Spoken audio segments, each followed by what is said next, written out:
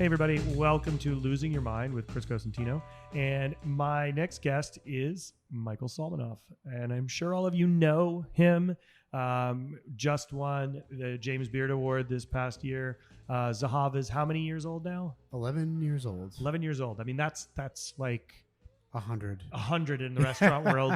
And, you know, there's multiple other projects that Michael's been doing throughout Philadelphia, working with a great team, great folks, and welcome. It's great to have you. Thanks, dude. Thanks for having me, Chris. It's great to be here. It's always fun when you get to connect with your friends and really just chat about life, food, and the bigger picture. I agree. I mean, I feel like this is like a conversation that we normally have, but just sort of recorded. Yeah, we're actually talking into like big clown noses right now. There's the only difference. Normally we're wearing clown noses yeah. and hiding in sewers, but now. Pretty much, yeah. That film features soon. Yeah, totally. What's going on, man? Not much. I mean, I kind of want to, just touch on a few things. I mean, you're here in Portland this week to participate in Zero Proof, and this is your second year participating in this event. Yeah. Which is, I think, a really amazing. Oh, it's freaking awesome, dude. I mean, it's the Zero Proof, Feast decided last year that they wanted. I think Gabe Rucker and Andrew Zimmern and a few people got together, and Mike Fallon, of course, and the whole Feast team.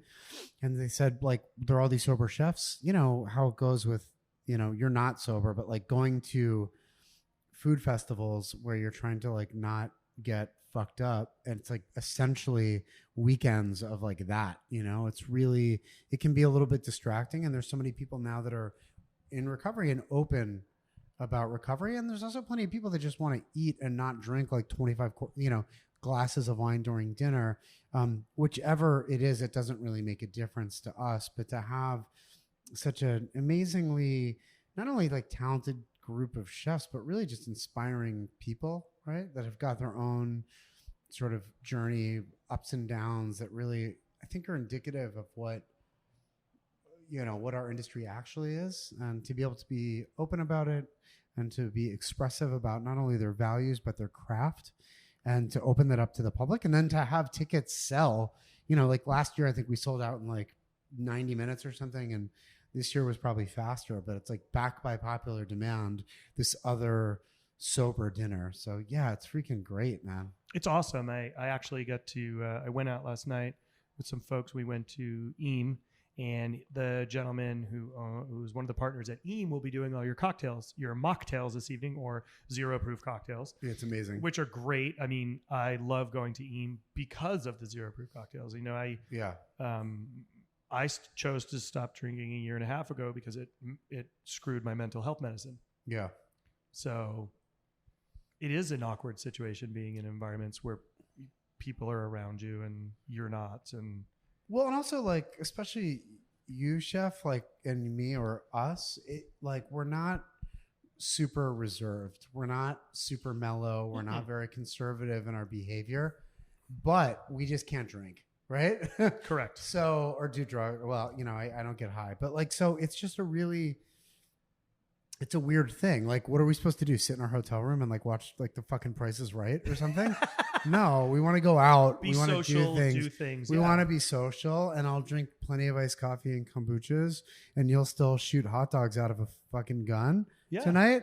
And you just you're not drunk while you do it, Nope. and that's a good thing. And like, for whatever reason, it doesn't work with your medication, which I'm glad that you brought that up too, because there are a lot of people that don't necessarily need to get sober, but are dealing with mental health issues and trying to like find medicine that makes it work. And I'm like, great. The way to guarantee that totally not working is by you getting drunk, or you getting high. And I'm like, are you trying to like figure out bipolar disorder? Are you trying to figure out so on and so forth? Like, and you're taking pills and you're going to a doctor and you're doing all these things, yet every time you pick up a drink, you fuck it up. You mess up the whole mix, So like, what are you going to do? So I think there are people that don't necessarily need to get sober, but they need to be respectful of the way that they're trying to sort of balance their mental health, It's life choices. I mean, I looked at it as, I take a med to supplement the fact that my body can't produce melatonin and serotonin. But I noticed when I started taking meds. I was fine. But then when I started drinking, I started becoming super crazy. Yeah. So extra. Yeah. You know, it's not as if I wasn't crazy enough before. We just had it to add. It's like going to a, you know, showing up at the fire with a hose full of gasoline. It just doesn't help you. Yeah. So for me, I made a conscious decision to say it's best for me to stop. And until, you know, maybe the doctor at one point says, I don't need those meds anymore and I can have a drink. Well, how do you feel now? A year and a half in? A year and a half in. I mean, you said it last time you saw me, you know, you were like, dude, you look like you lost weight. I mean, that was the number one thing. It's instantly, I lost weight. I feel healthy. You look young, you know? I don't, I can ride my bike every morning. I wake up clear headed. You know, it's a big change. Yeah. I drink way too much sparkling water. Yeah. Oh my God. Club soda and lime juice on ice. That's like my I honestly think any chef that's sober should have like a full-on Pellegrino sponsorship. They should, and they should also have a Sour Patch Kids sponsorship too. I'm down with that. Yeah, right. I like Swedish. I'll be Swedish Fish. You take the Sour Patch, man. But I think that's. I ate so much fucking candy after I got sober and candy. Clean, just so much candy. Whatever. It's a thing, you know. You also work out nonstop. Yeah, but so do you. You know. Yeah, and I think there's a lot to be said for that. I mean, you've accomplished so much with your restaurants, your team, your books, all while living this smart life. Yeah. And you changed your life. And I think, you know, talk about what you choose to or not to, but I think that's really, really important for people to understand that the automatic thought process of a younger generation is to look at the chef and say, I want to be like that guy, right? I want to be in their shoes. That must be so easy. I know how hard you work. I see, you know, like there'll be moments where I'm texting you and you're like, dude, in Israel, I'll call you when I get back. Boom. You know, it's like, and you walk the walk, you talk the talk and you walk the walk. But people don't realize that it wasn't easy to get where you are and how hard you've worked to get where you are. You've worked tirelessly to educate people about the food you're making. You've trained amazing staff. You have great people that you work with, great partners. But that didn't happen overnight. No, it definitely doesn't. And I think that it's really weird. It's like there's this whole, and I'll try not to put too much like 12-step mantra ideas into it because I'm not trying to like sell a program, even though that is what works for me. Everything is sort of one day at a time. And you sort of wake up in the morning and you have there's this decision that you make every day, right? You're like, do I get off of the elevator or do I continue to push, right? Because we don't have to be working as hard as we are right now. We don't have to be traveling. We don't have to like sacrifice time with your family. You don't have to work, you know, like crazy hours that you work, and things could be easy, but you know, it's just not like who we are. So, and then with recovery and the funny thing is, like when I got clean, I remember being in rehab and talking to my drug counselor about why I should still be able to drink, you know? And I was like hard drugs, like crack cocaine and heroin were like my drug of choice. And alcohol, I was always like, you know, it's not really my thing, but you know, I'll drink, right? And then, so I'm sitting there in rehab and they're like, well, you're not going to be able to drink and this and that. And I was like, whoa. Well, I got to be able to drink. Like, what do you mean drink? I'm a chef. Whatever. I don't even care about alcohol, you know? And they were like, well, how often did you drink? And I was like, well, I would, you know, drink every time I got high. And they're like, well, how often did you get high? I was like, 5 times a day, you know, like, or, you know, and you're like, all right, well, you know, I drove drunk like every single night, you know, or not every single night, but like multiple times a week for 5 years. So like, did I have a drinking problem? Fuck yeah. Of course I did. If I hit anybody in a car or got a DUI or got fucking arrested, I would have had a drinking problem. Right. And so like, I didn't get caught. That's fine. But then I'm sitting there and my drug counselor is like, Mike, it's 7:00 in the morning. You're in detox, right? And you're sitting here trying to rationalize to your drug counselor why you should be able to have a fucking drink. Maybe you got a drinking problem. And I was like, oh no. Like, right. So but then like the other things that happened. So I was petrified. Like I didn't know what I was going to be able to do, because when you are an obsessive drug addict and alcoholic, immediately your defense mechanism is to use, and then you rely on substances to basically be your self-confidence. So I didn't think I'd be able to like cook without being able to get high all the time. I didn't think I'd be able to run restaurants, be a business partner, like any of these things without these sort of like, these crutches that I had. Right. And so it took a while for me to get out of that. But then what the other thing is everyone's like, oh, your life, if you can get clean and sober and if you can recover, your life will be like beyond your wildest dreams. And I heard that and I was like, fuck you. Okay. Don't tell me, I'm sitting here like tens of thousands of dollars in debt. I've ruined everybody's life, including my own, but everybody close to me. Cause I was a Tasmanian devil of like, of suffering. Right. And I hid it for a very long time. But like at one point, my business partner, my ex-wife now, but my wife at the time, we were married for 2 years before she ever found out that I was like hiding this addiction for 5 years. My business partner and I had opened Zahav. I mean, we were like invested, collateralized our homes together. And he found out that I'd been hiding like a crack addiction, So like I had hurt and I had lost the trust of everybody close to me, and then you're sitting here listening to people tell you, like, if you can just stay clean, just keep it together, your life will be beyond your wildest dreams. And like, that's the last thing you want to hear. But then here I am 11 years. I mean, almost October 28th will be 11 years. And really it's this collection of a bunch of 24-hour periods, right?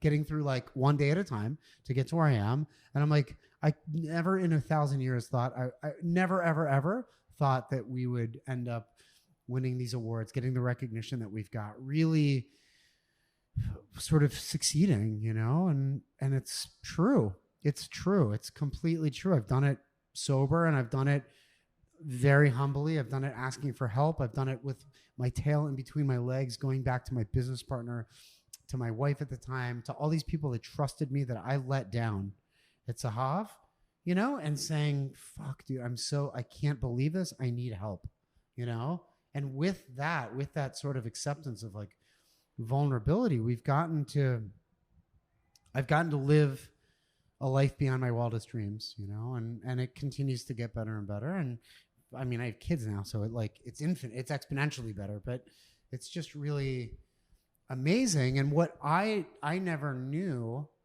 is that, you could ask people for help. You could ask your bosses for help. You could have mentors that were not only, like Michelle Bra, Joel Robuchon, people that were gods to us, right? But that there were people that were like, have struggled and that were open about like the things that they've done and really just being well-rounded in terms of like mentorship. That to me is a big one.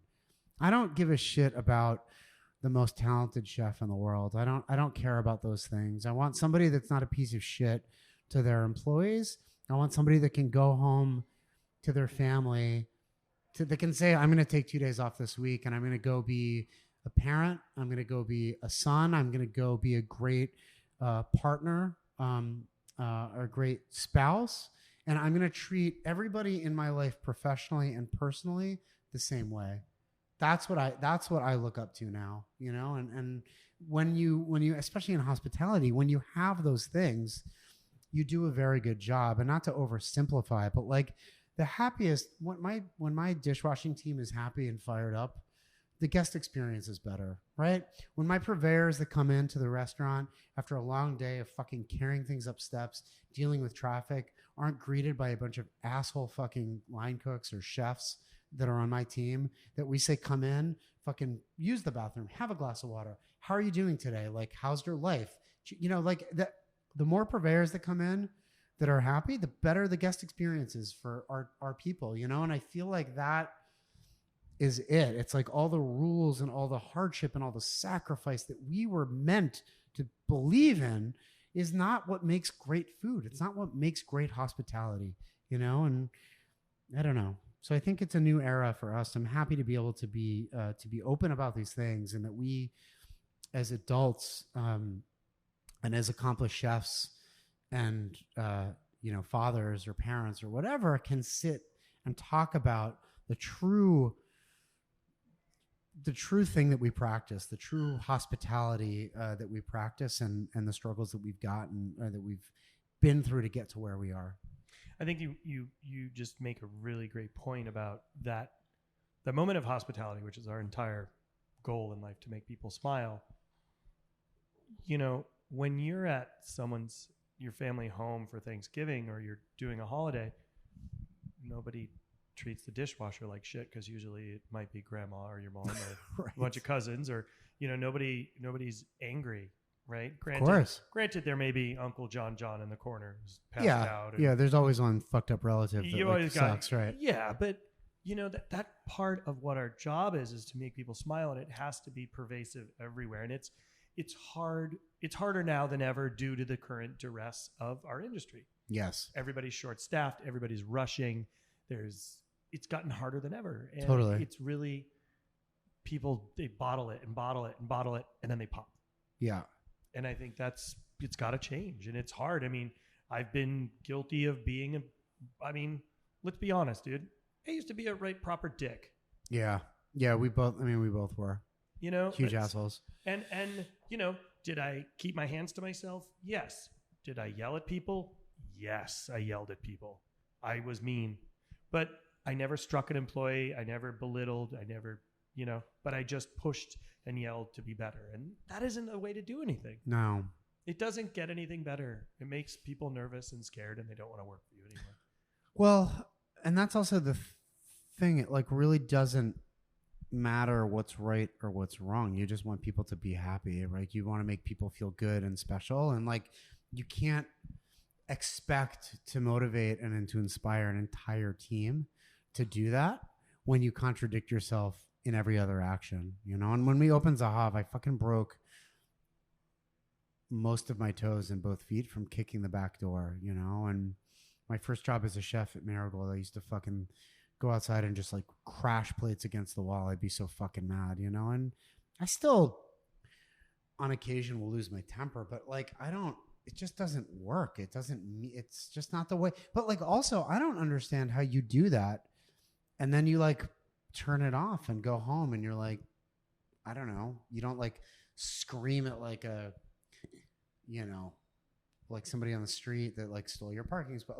I just don't want to live like that. It's just not good. Life's too hard to take. It doesn't make the food taste any better. It doesn't make people happy. And it's I don't know. It shortens your own life too. There's no point. And for me now, my obsession to drink and drug is basically over. But the moment I start punching walls, the moment I start being vindictive and having resentments against people, that's a huge flag for me. So I can't, it's just a practice. I can't really do it, No, and I think, what you do now and how your restaurants run are pretty incredible, and I feel fortunate enough that I have been to.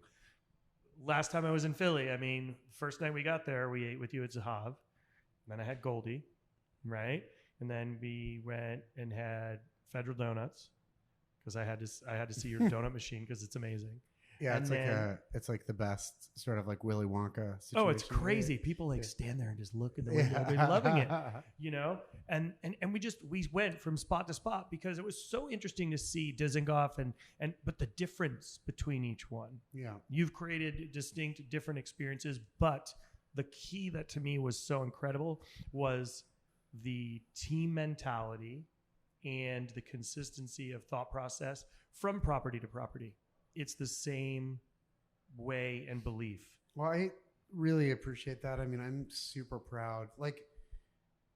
I like to be not as the chef or owner or any of that shit. I like to just be part of the team. I really like to be part of the experience. And then, I'm a very small part of this great grand operation and this huge team. My business partner, Steve, is brilliant. We've got so many amazing managers that are now partners, and it's just nice. I really just enjoy being part of it, And I don't know it's like you, Chef, you like, if you could identify what your day to day, like, I don't know what it is that I do. I do a lot of what I do. I have no idea what the fuck it is. Or the title of what that would Right, be called exactly. anymore. but it's, I don't know, a point, you just sort of look back and you're like, God, this is just so great that we can do this. Because if it's at Federal and you have like a $7 interaction or exchange and then a 3-minute discussion and you feel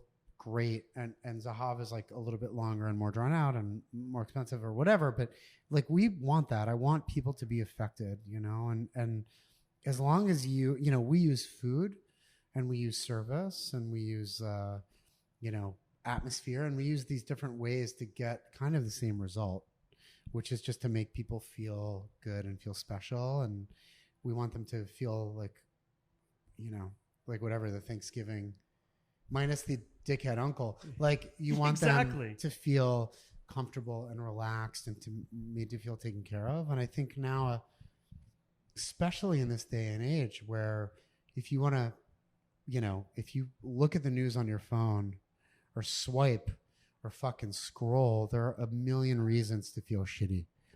And they will, you know, and it's a discipline to not do that, right? Because you want to feel included.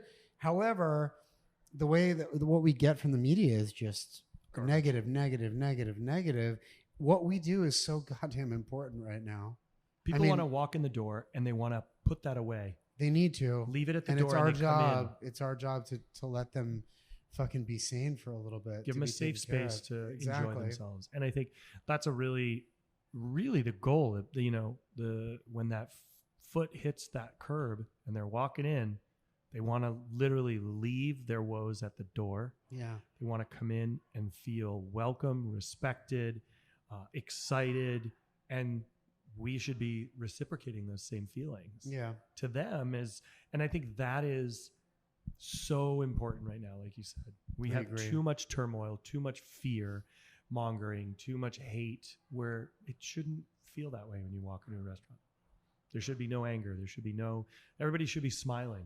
It's not hard to smile. It's hard. It actually is not. It's hard. It's not hard to smile for yourself, to get an entire group of people to understand the importance of that and to see the effect, you know, like intellectually, it makes perfect sense. If you smile, I'm smiling right now. You start smiling. It's that easy. It is. And I'm not like Johnny Holistic here, but that should be like bare minimum, but it's not as straightforward as saying, hey guys, when you're here, just smile. Okay. You know, it's really interesting. I'm reading a book right now called Endurance, right? Mm-hmm. I think you would really enjoy this one. It's about, you know, the physicality of sport, and is it just oxygen? Is it just lactic acid? Is it just muscle? Right. Or is it how much the brain has the power? Right. One of the tests that they did were an everyday person and a competitive athlete, having everybody look at the competitive athlete frowning, right, not saying positive things, and then an everyday person doing the same exact thing with everybody smiling at them and cheering for them. Yeah. Inevitably, every time, the everyday person managed to beat the professional athlete in the length of time and the ability that they were able to. God, that is crazy. All because of a smile that made them feel better and subdued pain, or subdued the fact that in their mind they couldn't do something. Yeah, it's amazing. I mean, encouragement, and that, you know, I use the word spirituality a lot, and not in a religious connotation, but that like idea that you're sort of doing it together, that you've got support, that you've got other people in your life, it does a huge thing. Winning something once changes the way, you know, being able to accomplish a goal, especially like, you know, I grew up with like very supportive parents and family. I had everything I wanted. I had plenty of love, and for whatever reason, I just couldn't stand myself. I couldn't, you know, it's like this sort of disease. Like, I don't know where this shit came from. There was no drug addiction in my family. There was no whatever, but like it was always easier for me to sort of walk away instead of accepting a challenge until a certain point, you know? And I feel like it makes, when you've got people in your corner that are like constantly pushing you, it makes a really big difference, you know? So I don't know. That should be my tactic for athletes, though. I should just find a group of people to berate somebody I'm competing with. You know, I'll be the best snowboarder ever. Right? It was amazing though to really read that, and I was like, wow, I never thought about that. I think that is completely true. I mean, if you think about all these opportunities you have to be positive and supportive, you know, and to make people feel good, and like how often you actually take them or go out of your way, it's crazy. It's such a difference. Yeah, And they also, like, I can't remember what I was listening to, but it was like, you know, sort of the study in optimism. And it was like, if you read something shitty or something negative, it has this profound, like 4 out of 6 hours later, you're still affected by it, which is a reason to not look at the news while you're laying in bed. Sometimes I think it's really difficult, you know? I can't do it anymore. I can't. I'm like so overdone with there's so much negativity. Yeah, it's hard, man. It's hard, you know, just not worth it.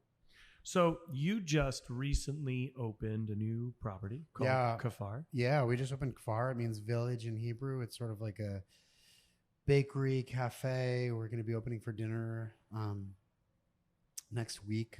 It's awesome. Our executive chef, who's an award-winning pastry chef from Zahav, Camille Cogswell.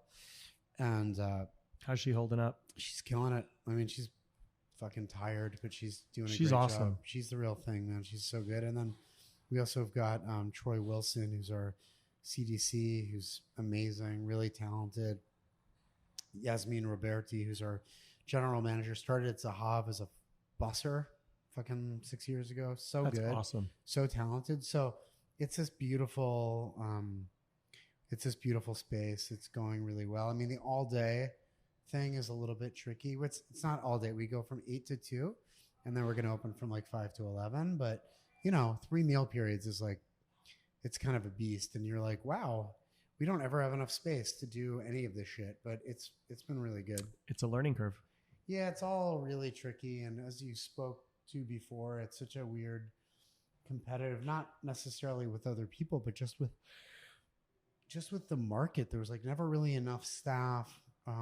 You know, the restaurant industry and the hospitality industry is trying to correct and pay people fairly while the cost of goods and real estate and labor continue to rise. It's like it's a little crazy right now, but we're trying to make it all work. And well, I think that's a point you make. We talked about that last time, was everybody wants everyone to make a great wage. Right? Yeah. We never feel that we should underpay anybody, but also the public deems it necessary for everybody they're voting on these things, but yet nobody wants the prices of dinner to go up. Right. And they're not, yes, the cost of employment is going up, healthcare is going up, gas costs go up, electrical costs go up, food costs have increased. Yeah. But the cost of a tasting menu hasn't increased. Just the portion size has gotten smaller over the past. Yeah. Luckily, people eat less now. Yeah. Yeah. And also, I mean, it's then add another couple elements. One, more immigrants are leaving the U.S. now than coming. Correct. And they're fucking terrified to be here. Yep. In this land that was founded on immigrants. Yep. Right. And then also, the job market is so crazy for college graduates. Everyone's got so much fucking college debt, you know? So there's just this mass sort of inflation. Everybody wants people to make a very high wage, as they should, a living wage. And I don't know, you tell me, what's a fair wage in the fucking Bay Area? Jesus Christ. What is one supposed to do? How is that even possible? I struggle with it every day. Yeah. I struggle with trying to be a good employer. We struggle with it all. I mean, it's a big deal. You know, we provide full health benefits for our staff. And we've done that since day one. And, we have an HR department and we work through all these things, but there's a big component that's very difficult. It's like most people can't afford to live in the Bay Area. Yeah. Yeah. It's expensive to live. It's so expensive to live, but it's expensive even for those that are in the low 6-figure range. It's expensive. It's expensive. Yeah. Like, I think and public transportation isn't awesome. Nope. And people are getting priced out of like Oakland. I mean, it's not like it's hard. Yeah. It's hard. And we want to, there was just an article written about it, just a couple of weeks ago. And it's just an ongoing conversation. But it's happening everywhere. It's not just San Francisco. It's happening in New York. Yeah. It's happening to you in Philly. It's happening everywhere. Yeah, it's rough. I mean, Philly, luckily, is a lot of our customers and our team share the same zip code, which is great. And I feel like that makes it much easier. Like it's still like an affordable city, thank God. But also your city is not surrounded by water, and you're not limited by, you can grow. Our bridges our rivers are tiny. Yeah. We're 7 by 7 is San Francisco. And then after that, you're out. Yeah. 7 miles by 7 miles. So there's no place for it to grow, but up in the air. Ugh. So that's part of the dilemma that San Francisco Well, how has. do you then, but you have restaurants in multiple cities. What's it like when you're here in Portland and you look at the quality of life amongst your employees here versus the Bay Area? You've got projects coming up. Can we talk about of course. Houston, Every city is very different.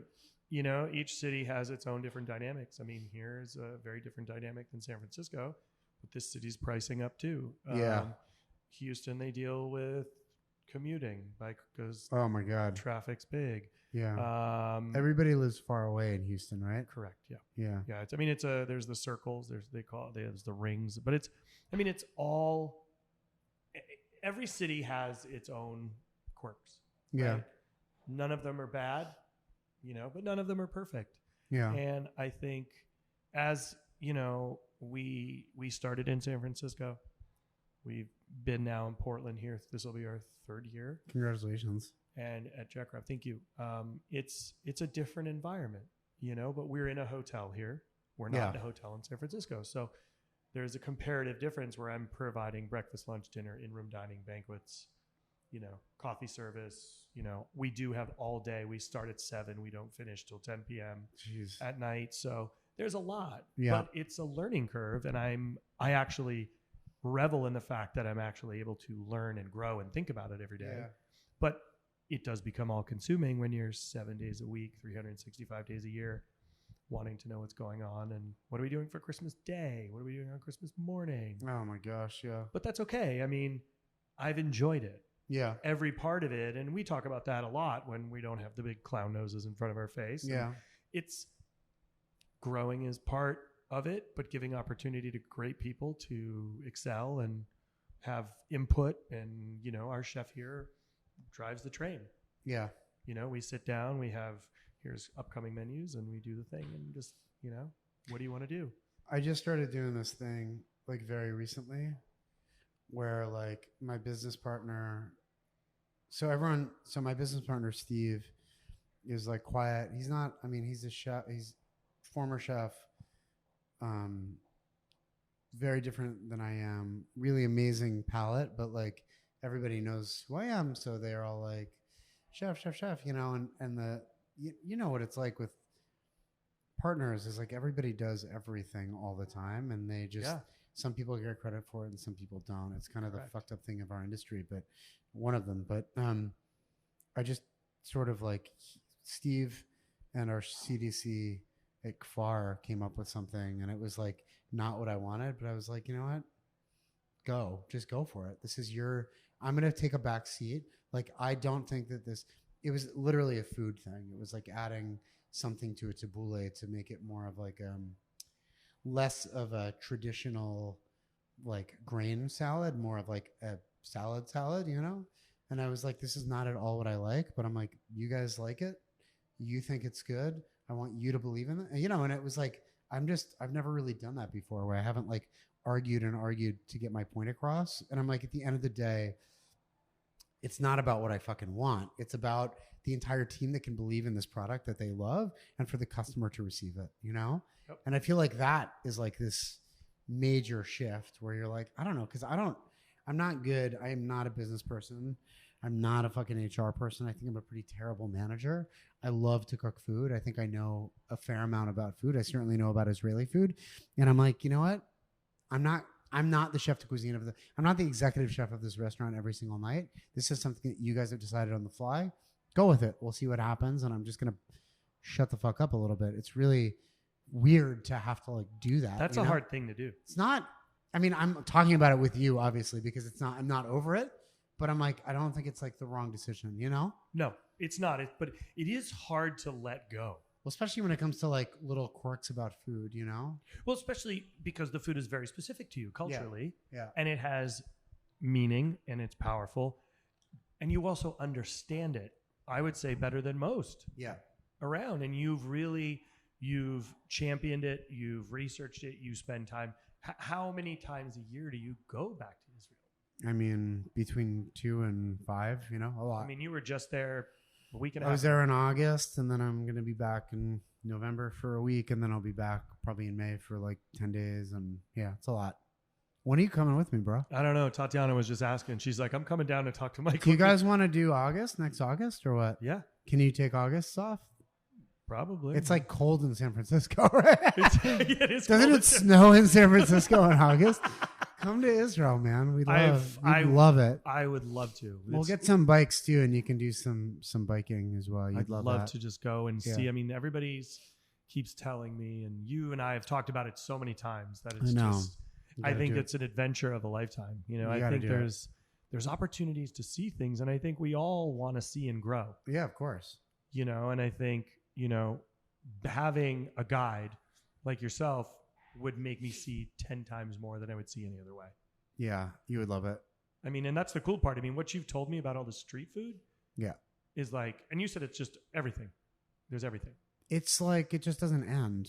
It's just, there's a food culture. I mean, I think that we're establishing that here in the U.S. too, because we do have there's amazing cuisine in the U.S., right? But like when you go to a place that's like very old, you know, where food also helps kind of identify where you're from, you know, it's just a different thing. And then when you know, California, the West Coast in general is like essentially a different country when it comes to food and produce and so on and so forth. But in Israel, like everything is within 100 miles, everything's grown. So it's just you just can't, it's hard to find a bad meal there, you know?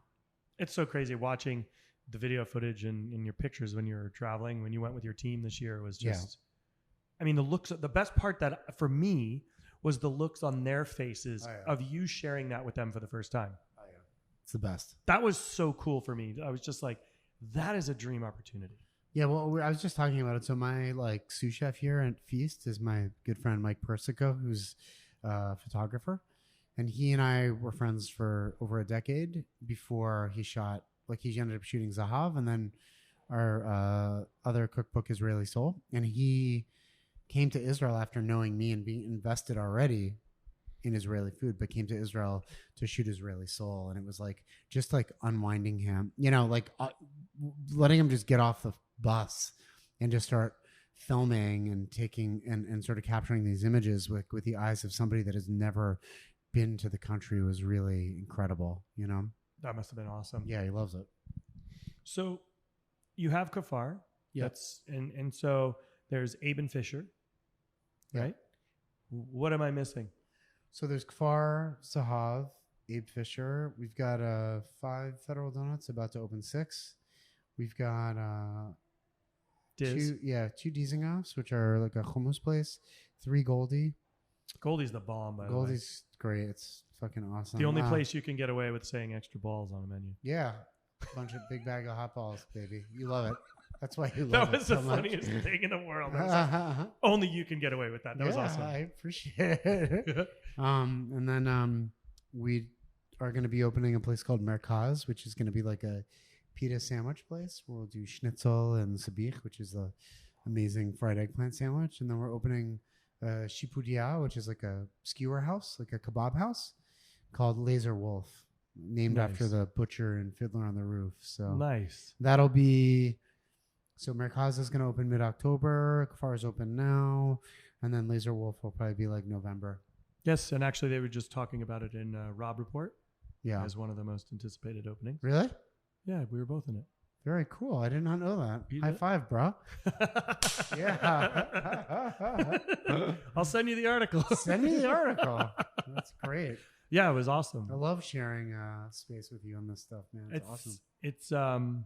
It's really nice to be able to see all these foods really be so embraced. I mean, donuts and fried chicken, genius. And coffee. Like, how could you beat that? I mean, you got a fryer. 3 major American food groups, right? But I mean, it's like the thought process of like, okay, we give it donuts. Why not just do fried chicken? At the same time? Yeah, it turns out the donuts taste like shit after you fried chicken in the oil. So we got a special machine after that. But yeah, that was it. Fryer, hood, fryer, coffee maker, donut robot, done. The donut robot's amazing. Yeah. They never call in sick. They don't. They never call out. They're never sick. They never cut their finger. It's amazing. They don't talk back. No. We just want to make perfect donuts. I'm like, right. You get like the non-millennial donut makers, you know? Yeah. Well, I got to get you a donut robot, dude. We should do a donut pop-up. Oh my God. That would be awesome. Yeah. In San Francisco, that'd be sick. You guys have good donuts on San Fran. We do. Yeah. We do. Are you going to go check out anything while you're here? I ate at Blue Star already this morning. They're great. I'm doing a collab donut with them. Yeah, it's a wonderful operation. You know what I did? I worked out this morning, and then ate some donuts, and then went on a hike. Nice. And then had lunch, and I feel like not like a huge piece of shit, you know, because if just you flank the donut, I mean, what's fucked up is that I like taste donuts for a living, and I'm like, so when I find myself in a location where I don't need to actually eat donuts, and I still do, I'm like, what is wrong with me, you know? But that's research. When you flank it though with activity, I think it feels pretty good, you know? So what are you most excited about right now? You're working on, are you got another book coming? Are you No. God, take a break. No books. I mean, I'm really like, I feel like Zahav is probably the best it's ever been right now. So I'm really happy about that. We have an amazing team, and it's just the food is just really fucking good. Like, I really love it there, you know? So it's delicious. And I don't know, I guess I'm excited about all the things. There's not one thing that's like, yay, you know, it's just all of it is great. I'm going to go out on a limb here, and I'm just going to say this. I mean, you've kind of figured it out, meaning through good and bad, you've figured out where you want to be, and you're happy being what you are, because that's taken time, and you're making great food, and you're happy with your team, and you're happy with the restaurants, and not a lot of people can say that. Listen, man, I mean, when you can live in the moment and you can be grateful, and like, it's practice for me. Gratitude is something I have to work for, but I don't know. I think when you can just be, when there's like serenity a little bit in your life, despite all the chaos, when there's the grace under pressure, and when you can be appreciative of like what you have, it's such a luxury, you know? So I definitely haven't figured it out. I mean, I don't know. You could look at what we do and look at like the leased Subaru with 2 car seats that I have, and the like 2-bedroom house that I live in, and like the sort of lack of luxury that I have, that is my life. But I'm content, you know. It's a beautiful thing. I don't think luxury dictates success. I know that, happiness, but what I mean is your happiness and who you are right now is a person who I see who's figured it out. Well, thank you, bro. Because not a lot of people can stop and smell the roses.